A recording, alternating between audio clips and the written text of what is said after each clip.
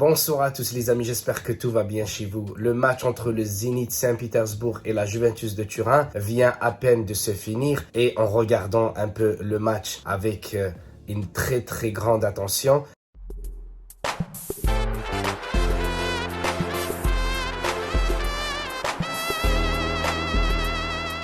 Mais les amis, je me suis ennuyé, honnêtement. Je me suis ennuyé dans ce match-là. Il n'y avait pas grand-chose à se mettre sous les dents ou se mettre sous les bras ou peu importe. Ça a été très compliqué ce match. 90 minutes plus 4 minutes additionnelles jusqu'à la 87e minute où il y a eu ce but magnifique de Kolosevski, le premier de sa tête. Parce que c'est pas très courant de voir que Kolosevski marque de la tête, mais le reste...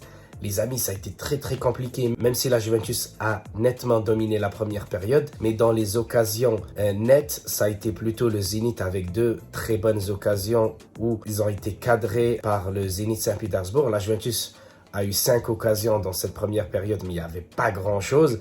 La deuxième mi-temps, la Juventus a très bien débuté, mais malheureusement, vers la 75e minute, les derniers quarts d'heure de ce match, c'est le Zénith Saint-Pétersbourg qui a repris un peu le ballon, qui a repris, on va dire, la maîtrise du match. Mais voilà, on a eu de la chance. À la toute dernière minute, Kolosevski marque. Très content pour la Juventus, très content pour Kolosevski. Très bonne entrée de Arthur, de Kolosevski, bien sûr. Après, pour le reste, Moïskine, Aaron Ramsey, ça n'a pas été terrible. Morata, dans la première mi-temps, n'a pas fait grand-chose non plus. Donc, la seule satisfaction que j'ai dans ce match-là, c'est que, bien sûr, évidemment, la victoire, c'était la grande satisfaction, pardon. La deuxième, c'était que la Juventus continue à jouer, aussi à ne pas prendre de but, donc c'est très bien pour nous.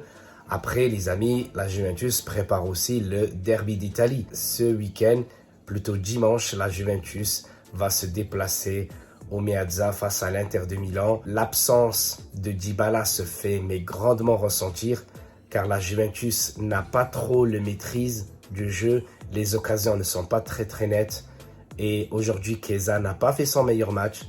Il a plutôt essayé de se la jouer seul. Et du coup, pour le reste, défensivement, la Juventus était bonne. Milieu de terrain, ça va. On récupère tous nos blessés. Donc, très satisfait finalement, en fait. C'est que la Juventus ne se prend pas de but. La Juventus marque. La Juventus est quasiment qualifiée avec 9 points en autant de matchs. Donc, c'est nickel. C'est nickel, les amis. Donc, je vous embrasse tous.